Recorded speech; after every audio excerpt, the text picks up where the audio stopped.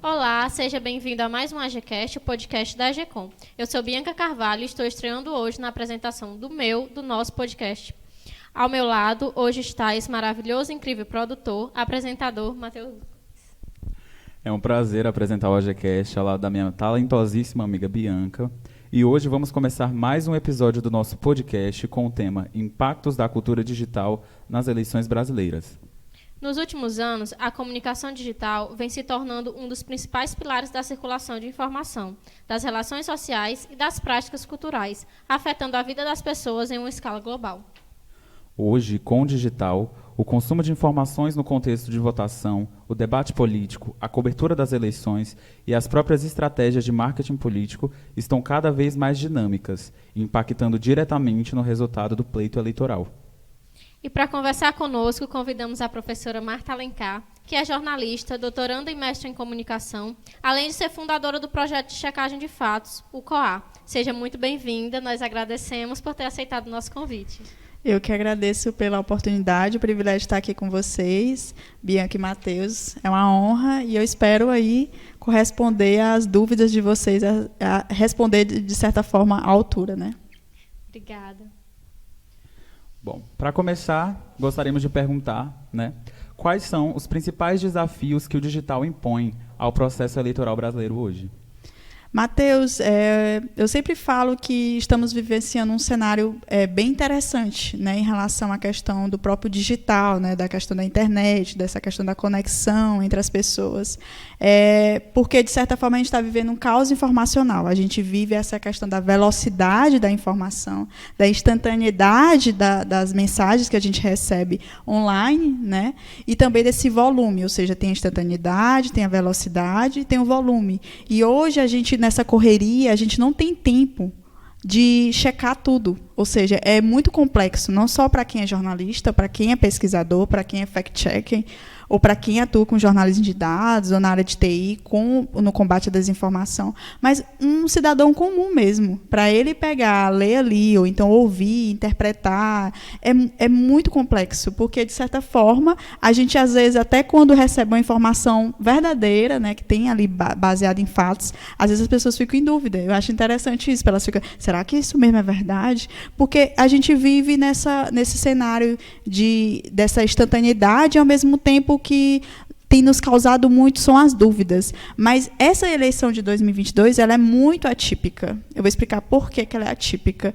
Porque ela trabalha mais com verdades fora de contexto do que com mentiras. Então, a gente está falando menos em fake news, de fato, assim, desinformações, e mais em verdades fora de contexto. É uma questão que está sendo uma tática utilizada para quem realmente quer trabalhar com desinformação, que, de certa forma, nos causa uma curiosidade. Porque, se está trabalhando mais com verdades fora de contexto, já tem a intenção aí de manipular a opinião pública. Mas, Marta, verdade? Como assim? Vou explicar. Por exemplo, usar uma informação de um opositor, né, um político que é concorrente, que é do passado, como se fosse do presente, ou seja, 2022, e usar aquela imagem. Por exemplo, o político estava, por exemplo, num bar com amigos. Realmente aquela foto é verdade, mas é de 2018, a pessoa não faz mais aquela prática, por exemplo, e aí é usada para deturpar a imagem daquele candidato, ou daquele oponente, ou então ferir a integridade dele. Então, existe esse tipo de cenário que a gente está vendo hoje, que, de certa maneira, também as pessoas talvez estão tão adaptadas a achar que é uma fake news ou não é, mas existem outras questões que também são consideradas desinformação. Como você já deu continuidade aí falando sobre as mudanças que ocorreram em relação à eleição de 2018, à eleição de agora, qual a principal mudança que você vê em relação a 2018 e a 2022? Eu acredito que a gente tem discutido muito isso com pesquisadores e quem atua nessa área, é que a extrema-direita está mais organizada. Ela está mais estratégica em relação, por exemplo, a gente lembra da matéria da Patrícia Campos Melo na Folha de São Paulo, em que ela fala sobre a questão do contrato de disparo em massa de empresas, né, por empresários da direita, e que, de certa maneira, causou todo aquele caos, né, em relação à questão das eleições de 2018, ou seja, houve muito disparo de mensagens, mas mensagens falsas. E a gente vê nas eleições de 2022 que não é tanto a direita, tá? Há também um movimento da esquerda em relação a essa questão e a essa tática que a própria direita utilizou em 2018. Então, assim, é porque depois o pessoal da direita às vezes costuma achar que eu só falo da direita. Como pesquisadora, eu sou extremamente imparcial, eu tenho que falar da direita e da esquerda. Então, é interessante a gente ver esses comportamentos, embora enfatizando aqui que a extrema-direita, tá, ela, de certa forma, protagoniza mais essa questão ainda do disparo em massa, por mais que seja mais escondido, tá? Mas a gente acaba descobrindo, e também a utilização de bots e deepfake. Tá? Eu acho que vocês devem ter ouvido falar muito isso, e a gente tem visto muito isso. A manipulação de imagens, de áudios, e também até de gráficos, né, de pesquisa. Então, isso, de certa maneira, chama muita atenção em relação às eleições de 2018. Bom, sabemos que um eleitor bem informado é um eleitor consciente. Porém, hoje, ainda que o digital tenha democratizado a informação, facilitando o acesso e o trânsito no universo político-eleitoral, na prática o que se percebe é que muitos temas ainda permanecem distantes da realidade de boa parte da população. Por que isso acontece e como podemos facilitar o acesso a essas informações que são de interesse do eleitor? Eu acredito que isso é um papel mais do jornalismo, né? De certa forma, a gente tem visto o crescimento do jornalismo independente em determinadas regiões do país, por exemplo, região norte, região nordeste, tem crescido portais ou rádios, podcasts, inclusive, tem o Malamanhadas, que vocês devem conhecer, o Cajueira, que tem uma newsletter muito legal, que é voltada para veículos do nordeste, e nesse sentido, como se fosse ocupando espaços sobre narrativas que muitas vezes a mídia hegemônica, tá? Essa mídia que, de certa maneira, é mais tradicional, que domina, que não cobre essas narrativas e que não atende determinados grupos, como, por exemplo, comunidades quilombolas. A gente não vê essa questão de ter um protagonismo. Então, esse jornalismo independente tem ocupado esse espaço. E isso é muito interessante a gente observar, porque eles também fazem essa cobertura em relação à questão da desinformação. Eu tenho, no doutorado, alguns amigos que trabalham com relação à desinformação na região norte, e eles trabalham com isso. E eles atendem essas comunidades indígenas também. A gente lançou agora um evento, por exemplo, que acho que vocês devem ter ouvido falar, no Colóquio Nacional sobre o Clima, e a gente discutiu com esses coletivos, com esses grupos independentes, justamente essa questão dessa atuação do jornalismo para atender a esses grupos que a mídia hegemônica não atende. E isso é extremamente importante. Talvez ainda no Piauí é mais complexo, porque algumas mídias aqui são mantidas financeiramente por determinados grupos políticos. E a gente sabe disso. A gente falou em relação às fake news, que foi bastante presente nas eleições presidenciais de 2018, e que, após isso, gerou uma grande discussão e tentativa de conscientizar a população quanto a isso, principalmente durante a pandemia. Nesse período que a gente vive hoje, o Brasil ele já conseguiu avançar em relação ao combate à desinformação, ou continuamos lidando com o mesmo cenário de 2018? A gente avançou. Meio que passos de tartaruga, mas avançou. Eu falo por que a gente avançou, porque a gente vê hoje uma proliferação de agências de checagem, certo? A gente vê também um maior aumento em relação ao jornalismo independente, porque existem iniciativas das Big Techs, né, esses conglomerados digitais, como a Meta, que é o Facebook, ali, Instagram, WhatsApp. A Meta é uma empresa, né? E o Google está patrocinando o jornalismo independente. Tá? E as agências de checagem. Então, isso é interessante, porque, ao mesmo tempo que ela está fomentando isso, ela está proliferando, né? E, de certa maneira, contribui para diminuir esses ruídos informacionais. Mas, no entanto, a gente está num cenário polarizado. Então, quem é de um determinado lado, por mais que a gente cheque, eles sempre vão achar que a gente está atendendo a um certo interesse partidário. E isso é muito complexo, porque eu acho interessante, mesmo que as agências chequem a esquerda e mostrem, vai lá alguém da direita dizer que sempre está do lado da esquerda. E é incrível isso, porque tenta descredibilizar o papel de quem está atuando nesse sentido. Bom, vivemos na era dos memes e dos vídeos do TikTok, né? Que possuem grande potencial de engajamento e disseminação. e não é incomum vermos políticos se utilizando desses conteúdos no contexto eleitoral. Como esse tipo de conteúdo afeta o processo eleitoral? Afeta muito, Matheus. Sabe por quê? Porque tem pessoas, por incrível que pareça, que por mais que nós aqui, estudantes, olhamos assim um meme e digo, não, isso aqui é um meme, é uma paródia, minha gente. Isso aqui é pra gente rir, né? É humor. Mas tem gente que olha aquilo ali e pensa, isso aqui deve ser verdade. Tem vários conteúdos que a gente já checou que teve pessoas que acreditaram. Por exemplo, teve uma que foi que o presidente tinha dito que o Whindersson Nunes era corno, por exemplo, né? Disse assim, pelo menos eu não sou corno, né? E a página que estavam divulgando era uma página de paródia do G1. Só que como tinha logo do G1, as pessoas não olharam o título que estava lá do lado da logo, certo? Era portal Notícia da Globo. Estava Notícias da Globo. Eu sei que tinha um erro de português. E aí as pessoas estavam multiplicando. Eu acho que, se eu não me engano, mais de 50 mil perfis, pelo que eu tinha averiguado, tinha distribuído aquele conteúdo e as pessoas, está vendo? Até o presidente tem razão. O Whindersson Nunes é corno. E, na época, o Whindersson tinha se separado. Gente, por que eu estou falando sobre isso? Ele pode até ter dito, o presidente, que o Whindersson é corno entre lá os amigos e tal, mas realmente ele não disse isso. Eu não estou nem em defesa aqui, tá? Eu estou falando de checagem. O próprio Whindersson riu da situação e falou assim, gente, vocês não sabem quando uma página é paródia?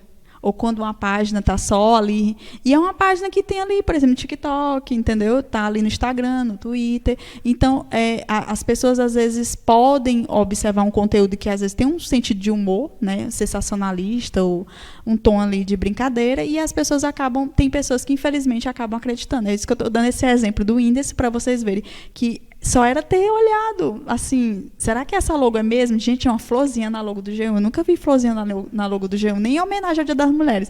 Daí eu já tirei, entendeu? Mas é só uma questão de percepção. Por isso que é importante a gente dizer para as pessoas verificarem onde aquele saiu, se está o nome corretinho, para, às vezes, é uma página de paródia do site jornalístico, entendeu? Vai que alguém crie, por exemplo, alguma coisa da Coa, né, com paródia, sei lá. E aí alguém pega e fala, mas foi a Coa que diz, por exemplo. Aí eu vou ter que dizer, não, mas isso era só para rir, sei lá. Então, são coisas que é importante a gente observar e ensinar as pessoas, né? Mas existem vários vídeos, tanto no Kawaii, como no TikTok, e como em outras redes que são essas aí de vídeos, que a gente vê uma narrativa de paródia e sátiras que estão sendo utilizadas para desinformar. E é interessante observar esse cenário, porque eles estão justamente utilizando essas redes para tentar fazer uns videozinhos engraçados, mas com um teor de manipular a opinião a partir de mentiras, meias verdades e meias mentiras. É o que eu mais tenho visto. Hoje, muito se discute sobre a legitimidade das pesquisas eleitorais. No contexto digital, as pesquisas eleitorais ainda têm um impacto em relação à escolha do eleitor? Elas têm, mas, por exemplo, aqui no Piauí eu já não acho tanto. Por quê? Porque eu acho que as pessoas no Piauí já têm mais certeza sobre o voto delas, pelo comportamento do eleitorado, né? Então, a gente não vê assim, por exemplo, a pesquisa está mostrando, por exemplo, fulano de tal, não vou citar nomes, porque vai que depois não sei quem é que vai ganhar. Mas, assim, eu vejo que muitas pesquisas, e a Bianca é importante dizer sobre isso, que há um interesse mercadológico, né? Assim, é muito interessante a gente ver muitas diferenças entre elas, tá? E parece assim que sempre uma está dizendo uma coisa, a outra está dizendo outra. Então, eu vejo que há algum financiamento por trás, então fica muito difícil. Então, por isso que eu acho que as pessoas não estão tanto dando crédito. Agora, em relação à presidência, pode ter certeza que influencia. Não no Piauí, mas em relação à presidência, sim, influencia. A gente nota isso, porque, por exemplo, determinados eleitores, quando manipulam ali aquela pesquisa, no caso da questão do deepfake, tem mais saída em relação às pesquisas, eles pegam e distribuem aquela fake news sobre pesquisa e dizem, olha, está vendo? O meu candidato está em primeiro, por exemplo, da presidência, enquanto o outro está dizendo, não, mas a pesquisa tal falou que é eu. Então, a gente vê que é uma forma de disputa e da legitimidade que está ganhando para o eleitorado dele. Já que não há tanta movimentação, não. Há muitas disputas, mas... Certo. Dentro desse contexto de desinformação, Uma iniciativa que tem ganho força nos últimos tempos são os projetos de checagem de fatos. Você, que é fundadora do COAR, né, o primeiro projeto de checagem de fatos aqui do Piauí, poderia contar para a gente como é que funciona uma agência de checagem? Eu posso, né? Eu acho que eu tenho algum gabarito aí. Mas, assim, é muito interessante a gente ver como as agências funcionam, né? Primeiro, porque elas têm que ter toda uma técnica, né, de processo de checagem, ter uma equipe muito, muito boa, no sentido assim, de ter uma percepção de checagem. Também tem uma equipe voltada para jornalismo de dados, né? As grandes agências têm essa equipe também da área de tecnologia. O que é mais interessante dar uma equipe de fact-checking, aqui não falando da COAR inicialmente, mas falando das agências, é que elas são multidisciplinares. E isso é muito legal, gente, porque uma redação jornalística geralmente tem jornalista publicitário. Jornalista publicitário. Eu acho massa isso. Mas só que as agências de fact-check, elas têm uma equipe muito, desculpa a expressão, foda. São jornalistas, são publicitários, pessoal da área de tecnologia que entende de software, que entende de aplicativo, entende de bots, e uma equipe de outros profissionais, advogados, sei lá, é uma equipe muito múltipla. E isso é muito legal, porque para atender o que a gente está vivenciando hoje, é preciso uma equipe mais sofisticada também, porque a desinformação, né, está aí, né? Um caos. Então, tem que ter uma equipe massa, uma equipe que tem uma elaboração, né? Aí, no caso da COAR, a gente tem uma equipe mais da área de jornalismo mesmo, porque, como a gente atua mais voluntariamente, é muito complexo a gente ter uma equipe que queira estar ali e assim, tenha vontade, né, de participar. Geralmente, as pessoas que participam da COAR, ou é porque elas gostam de mim, ou porque elas acham massa a COAR. É engraçado isso. Hoje a gente tem gente do Rio Grande do Sul e gente do Rio de Janeiro, porque dizem que acham massa a iniciativa. Então, isso eu fico feliz, porque às vezes o reconhecimento vem mais de fora, né? Mas a gente tem uma equipe que tenta ali, mesmo no voluntariado, né, atuar de forma precisa em relação à checagem. Por exemplo, estar no Trello, ver as pautas, indicar. E agilidade. Eu sou um pouco chata, né? Porque eu sempre falo assim, agora, gente, isso aqui é muito, bora rápido. Aí eu vejo como demora, não, deixa eu checar logo. Eu já sou muito assim, não tem? Mas não é uma chatice assim que aquelas pessoas que ficam ali cobrando e tal, mas assim, dizer para eles que eles têm que ter um faro para a investigação. Eu sempre acho que quem trabalha com checagem tem um espírito de investigador, não tem como, porque ele fica curioso. Às vezes eu estou tomando banho, não sei se vocês são assim, mas eu fico tomando banho, eu fico assim, tem alguma coisa nessa checagem, está faltando. Incrível que pareça, sempre eu acerto. Incrível. E eu acho que é isso. Quem nasce para... Nem todo mundo tem vocação para isso, tá? Tem gente que já entrou na COAR e realmente não tem vocação. A pessoa tem vocação para TV, rádio. Mas tem gente que é incrível, que tem um espírito. Aí eu falo, cara, tu vai ser melhor do que eu. Às vezes a pessoa fala, não, nunca. E, meu bem, seja melhor do que eu. Você nasceu para isso. Tem gente que tem um talento para coisa. Qual a importância dessa agência no contexto de combate à desinformação nesse período eleitoral? Eu acredito que a COAR hoje ela tem uma consolidação melhor, né? A gente hoje é uma das vozes no Nordeste, isso eu acho muito importante. A COAR participou do 17º Congresso Internacional de Jornalismo Investigativo. Gente, a gente foi convidado, a gente era os únicos do Piauí, a gente estava no meio de jornalistas fodástico. Eu fui com tudo pago, para vocês terem ideia. Eu não paguei nem um avião, nem de ida, nem de volta. Nem paguei o hotel que eu estava. E por que eu estou falando tudo isso? É porque, vocês pensem aqui comigo, eu era assim, estudante do mestrado, inventei de fazer a COAR, eu estava em dúvida, só para vocês entenderem. Eu não sabia o que era fact-checking. Aí uma professora falou para mim assim, lê mais sobre isso. E eu comecei a ler. Comecei a estudar, comecei a pesquisar, conheci pessoas e aí montei o projeto. E hoje a gente tem assim um projeto que está sendo reconhecido fora do âmbito do Nordeste e a gente vê que as pessoas falam assim, olha, vocês estão alcançando massas, pessoas. E eu falo isso, eu não falo de forma alguma querendo me vangloriar. A gente teve uma monitoria do Thiago Reis, para vocês entenderem quem é o Thiago Reis. O Thiago Reis, ele montou o Fato ou Fake na Globo.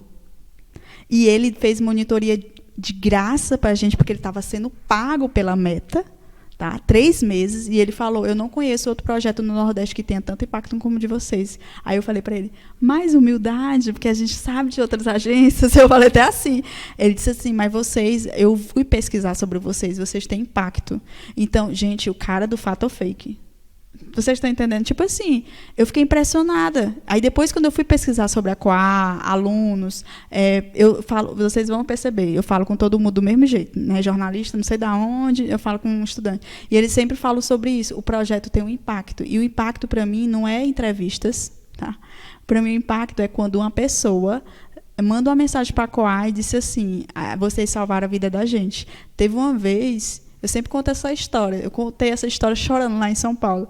Mas eu não vou chorar aqui, tá? Era um menino de 10 anos, de São Paulo, que mandou uma mensagem no WhatsApp. Na época, eu estava no mestrado, e fazendo pesquisa, 3 horas da manhã.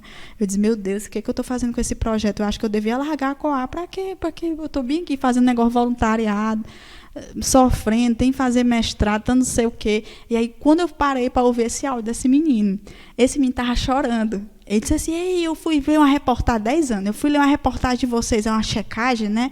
E aí eu vi que, ai meu Deus, eu caí numa fake news, não sei o quê. Ai, eu cliquei num botão, aí vocês dizem lá na matéria, engraçado, ele leu tudo. E vocês disseram lá na matéria, né? Eita, eu acho que o celular da minha mãe foi clonado. Ele falou assim, aí eu sei que eu achei aquilo ali tão interessante. No outro dia eu mandei uma mensagem para ele, aí eu falei assim, bom dia, Matheus, tudo bem? Aqui é a Marta Alencar, sou a fundadora da Coa. Prazer falar contigo. E aí, bora aprender aqui umas técnicas de checagem? Eu expliquei para ele. E eu expliquei do jeito que é para uma criança. E hoje a Coa tem projeto de aula de checagem para criança. Hoje a gente trabalha com checagens voltada para linguagem de sinais, embora a gente tenha uma pessoa voluntária. E em breve a Coa tem coisas maiores, mas eu não posso falar. Mas vocês vão saber, e é muito bom saber que uma piauiense mulher criou um projeto em homenagem a uma mulher, que foi a Fabiane Maria de Jesus, que ela foi morta por causa de uma fake news em 2014. Na época, isso me chamou muita atenção. Eu fiz o mestrado por causa dela, hoje eu estou fazendo doutorado, embora não seja tanto em homenagem a ela, mas a Coa sempre foi em homenagem a ela. E então, não só a ela, mas a qualquer pessoa que foi vítima ou pode ser vítima de fake news. E eu não quero que essas pessoas sejam. Ela foi morta por causa de uma história inocente. Mãe, dona de casa, de marido dela, mas confundiram ela com uma mulher que fazia ritual de magia negra e supostamente, é lógico que era tudo invenção e que atacava crianças. Então, quando eu conto essa história, é uma homenagem mesmo a ela. Eu não estou me apropriando da história dela. Eu estou dizendo que é importante a atuação da Coa por causa disso. Porque a gente acaba salvando vidas. Mais do que qualquer coisa. Isso é o mais importante. No dia que eu morrer, eu nasci dia dos finados. Não é querendo ser longa, não, tá? Ainda moro perto do cemitério, minha gente. É uma coisa assim meio trágica, mas tudo bem. Eu sempre digo isso, que eu espero que quando estiver lá no túmulo, esteja assim, ela ajudou a salvar muita gente fake news. Pelo menos eu acho que até lá, né? Possa ser. Bom, estamos agora finalizando, né, o AGCast de hoje, e eu vou deixar aqui um espaço, né, para que você faça as suas considerações finais, né. Também gostaríamos de pedir que você indique um livro, um filme, uma série que você acha interessante que aborde, né, essas temáticas que a gente discutiu aqui hoje. Eu quero agradecer vocês são espetaculares, Matheus, Bianca, muito obrigada, agradecer toda a turma, tá? Sejam mais fodas do que eu, sempre digo isso para os alunos. Qualquer pessoa pode ser melhor do que eu, qualquer aluno pode ser melhor do que Patrícia Campos Melo, porque essas grandes referências aí, gente, tá? A gente sempre bota essas pessoas no pedestal e pensa que a gente nunca vai conseguir, a gente pode ser mais do que eles, tá? Né, Bernardo? E aí, dizer assim, que tem grandes pesquisadores, grandes jornalistas, e uma que eu gosto sempre de citar, a Patrícia Campos Melo, ela é uma referência. Tá? E ela tem um livro chamado Máquina do Ódio. Ela fala muito sobre isso, sobre esse cenário. E eu acho que também pelo fato dela ser mulher, ela fala dos ataques que ela sofreu na cobertura, tá, das eleições de 2018. E ela é uma mulher jornalista muito humilde, então ela é referência. Quero mais uma vez agradecer o espaço. Foi meu nostálgico passar pelos corredores daqui e também dizer que assim a gente pode fazer a diferença mesmo quando dizem que a gente não tem essa capacidade. Acho que uma piauiense nordestina está ecoando para outros lugares. É sobre isso. Então é isso, gente. Estamos finalizando aqui mais um episódio do AGCast, o podcast da AGCOM, sobre a orientação do nosso corpo docente, professor Tiago Melo, a coordenadora de núcleo Nívia Brandão, edição e direção do Bernardo Silva, produção da Bianca Carvalho, do Matheus Gomes, do Sérgio Luiz, da Fátima Souza e a apresentação da Bianca Carvalho e do Matheus Gomes. Só lembrando, estamos presentes nas principais plataformas digitais. Nos acompanhe através do nosso Instagram, @agcomestácio_the. E foi um prazer apresentar o AGCast. Até a próxima.